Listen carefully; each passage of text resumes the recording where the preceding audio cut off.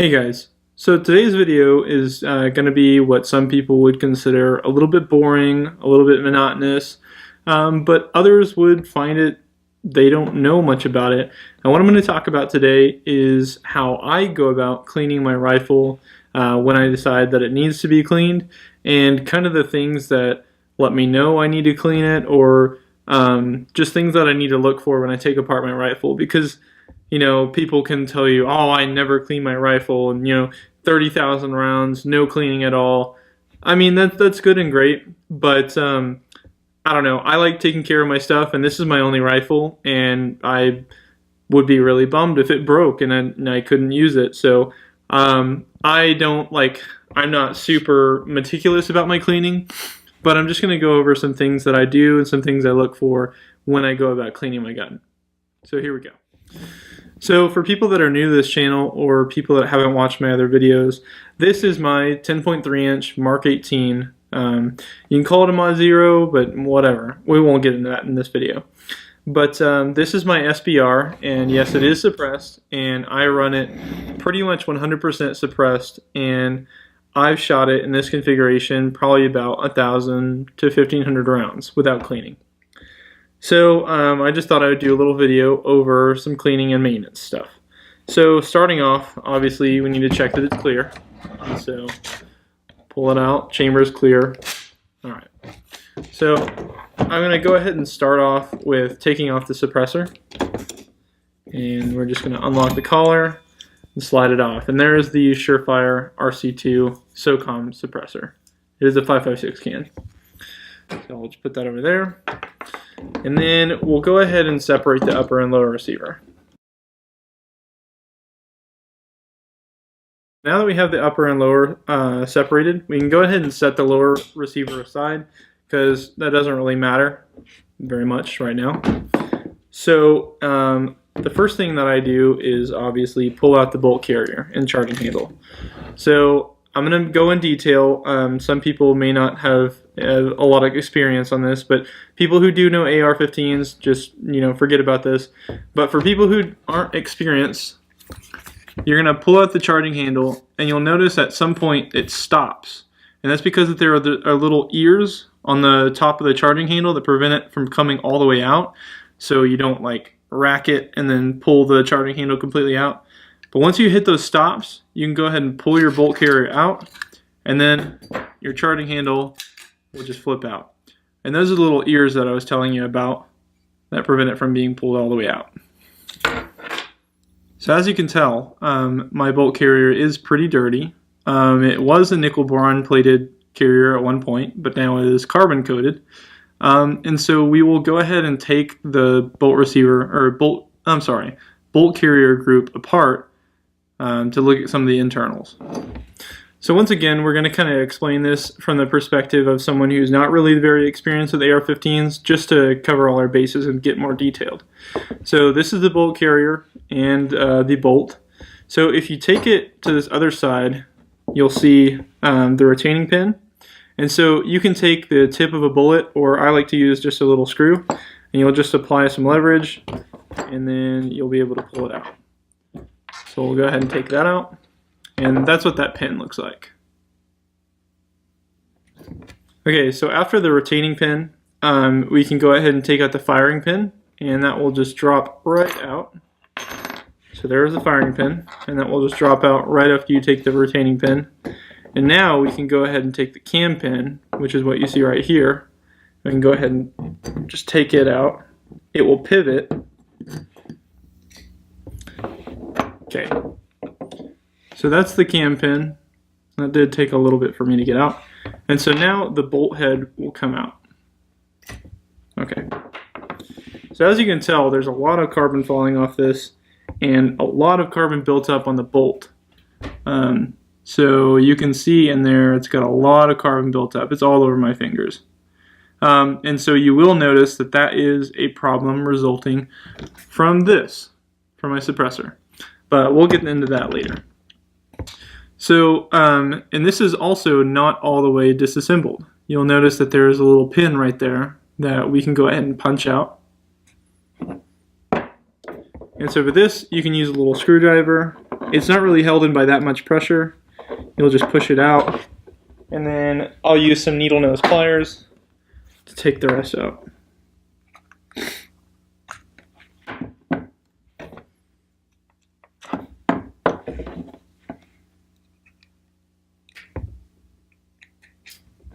Okay, so now that that's out, you can take what's called the extractor out, and that's what grabs the rim of the case and throws it out.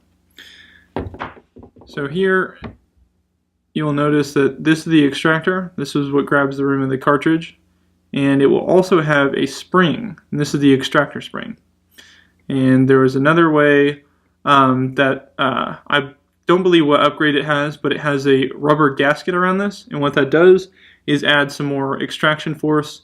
I know that a lot of the times they did that with the shorter barrels to help with extraction, but this is what mine looks like. So you'll notice some buildup. We'll clean that off here in a little bit. So this is my bolt carrier, and these are all the parts that were in it. And so we'll go ahead and show you what I use to clean the bolt carrier. I definitely recommend this. It's just probably the easiest, and I don't know, I was recommended using this and I haven't changed ever since. And you will notice that it is CLP. So number one, it cleans, number two, it lubricates, and then three, it preserves, so it protects. You know, there's tons of different solvents out there. You know, I'm not talking trash on any of the other ones, but this is what I've used. It's never failed me, and I know plenty of people that use it, especially in the military and law enforcement. So this is definitely what I would recommend getting. So I have my CLP, and I also use these little cloth swatches from Brownells. You can use anything you want, but they just work best for me. I think they're 100% cotton. I use these, and I also use the old Q-tip. So I usually just give everything a good coating with CLP, and you'll notice when I spray this that it kind of foams up. So you can kind of let that sit because a lot of what it does is removes any like buildup with carbon, and it will eventually make it to where you can just wipe it away. So I think the instructions, it says allow a few minutes or more or leave overnight for penetration and cleaning to occur. I usually wait like 30 or so seconds. So I'll start with the bolt, and I'll just kind of wipe it off. And you'll notice as soon as I start wiping it that there is a ton coming off.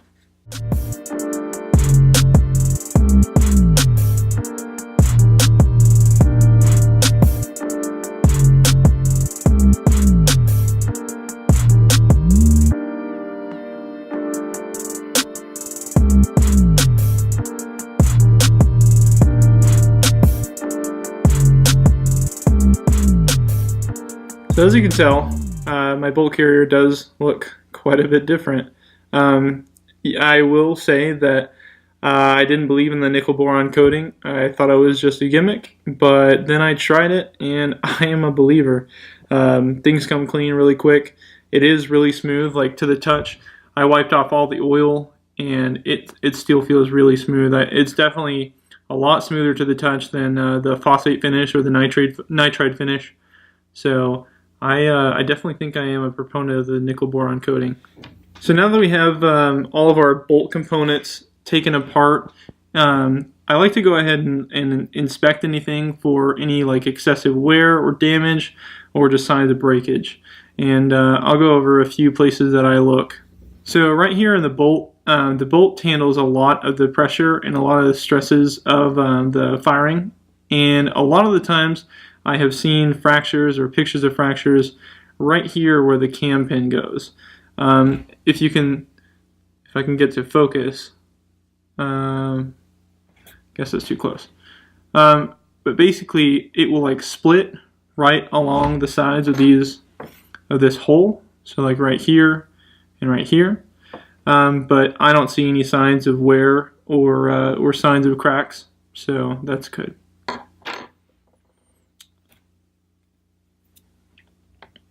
Another place that's obviously important to check is the bolt face and the bolt lugs. So you want to make sure that all the bolt heads are square. I know some bolt carriers, like the Knights Armament E3, have rounded lugs, and I mean that's a whole other topic for discussion. But as far as I can tell, my bolt, it looks pretty good, and it doesn't have any signs of wear on the lugs. So before I put my bolt back together, I'm just going to give a good scrub of the bolt face and inside where the extractor goes.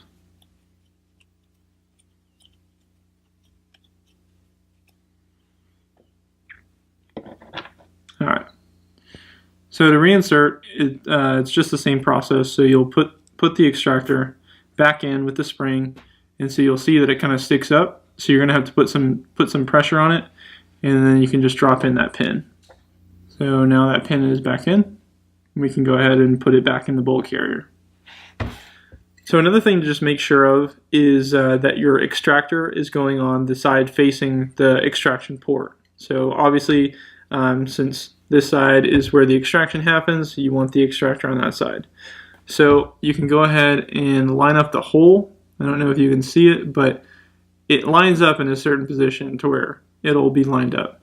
So once it's in that position, you can go ahead and put the cam pin back in, or I'm sorry, the cam.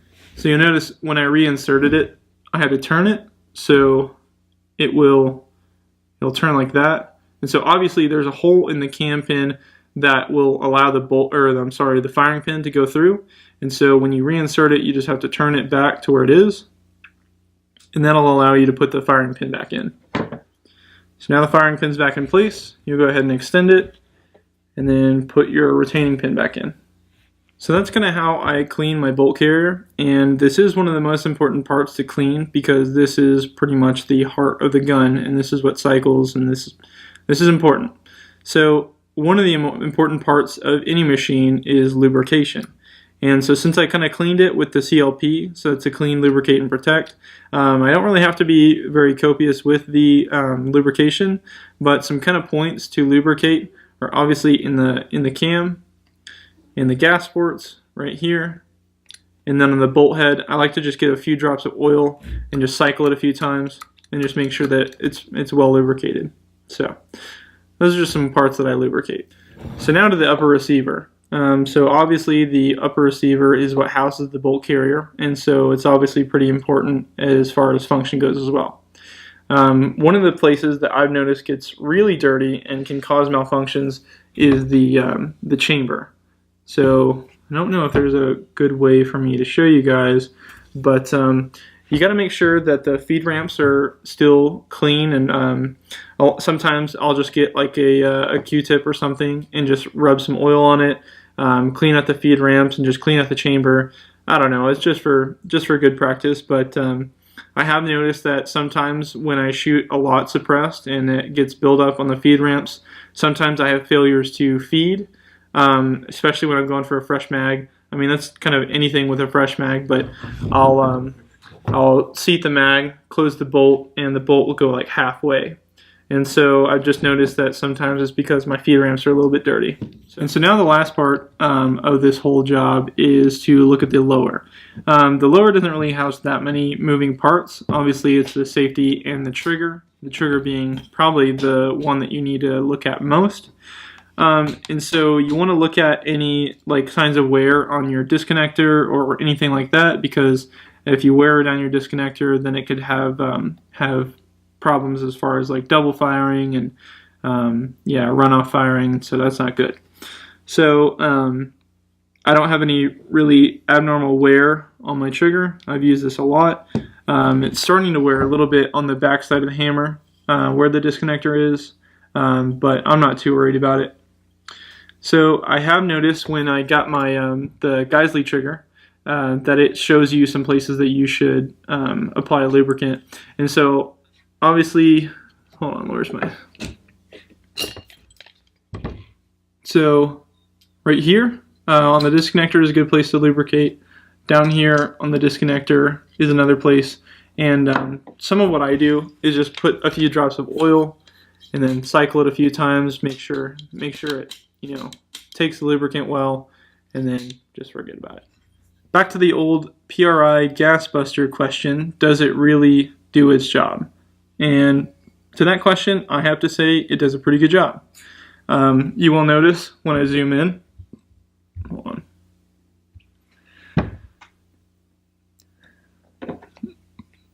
So you will notice right here where the gas key rides on the bolt carrier, there's a lot of buildup.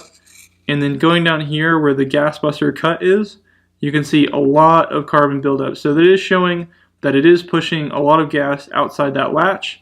I mean, obviously you can tell that there is some gas right here. So it's not 100%, but it does work. And I mean, you know, it does what it does. And this was for a clone build, so I'm mostly doing it for accuracy. But I do think that the PRI gas buster does a good job. And about the gas buster, just showing you where the gas buster and the charging handle meet up. So this is kind of what it looks like. You can obviously see that there is a port right here that the gas comes out, and you can kind of see some black around it and then below it. So it does what it's supposed to do. So one last thing that I forgot to talk about earlier was the gas seals on the bolt. And so what that is these tiny little discs that seal off the gas on the internal, I guess you could call it a piston. But one way that I've heard that you can test that is if you sit it down on itself, it should stay up. So you can kind of tell that my gas seals are kind of wore out. But I'm not too worried about it. I'm not getting very many failures. But just know that that is a possibility for some failures. So, and you can see in the holes right here, the gas holes, you can kind of see, like, if you're really close, the gas seals. But like I said, that's a good reason to lubricate. It kind of helps the gas seal. So just watch out for that. So that kind of wraps up this video. Like I said, this is a little bit different. I don't know if this will be well received or what, but I just wanted to go ahead and make it because sometimes I see people that maybe they just aren't familiar with taking apart their gun, or maybe they just don't know where to start. I just figured I'd go ahead and make it. But lastly, I'm just going to go over some things that I've experienced with this gun in this configuration. Some things I like, some things I'm concerned about, whatever. So starting off, y'all that have followed me, this is the Knights Armament free-floating RAS. So this is exactly like the Mark 12 rail. It is a free-floating rail, so no contact with the barrel up here. But I have noticed when I shoot it a long time, it may be my fault for not torquing it down properly, but I have noticed that this retaining nut comes loose sometimes. Not a big issue. I mean, sort of is a big issue, because if this comes loose, my handguard comes loose, and so my laser comes out of zero and whatever. But I have noticed that, and I don't know. I'm probably just going to torque this down quite a bit more and see if it continues. And this weekend I did a lot of shooting, and I started noticing that my grip was coming loose. And I'm not sure if that's one of those things, you know, over a period of time your grip will come loose. But y'all need to watch out for that, because I mean, if I didn't notice, I could have completely walked it out, and then I could have lost some detents and safety selector, and that would have just been not fun. So I just torqued it down. I noticed the ratcheting nut, or whatever it's called, it was good, so I torqued it down, and haven't noticed any problems yet, but that did happen, so watch out for that. Lastly, a feature of the Surefire SOCOM suppressors is that they have sort of this, I guess they call it their self-regulating gas, or it's to help reduce gas blowback. But if you'll notice, looking at the back of this can, it is completely black.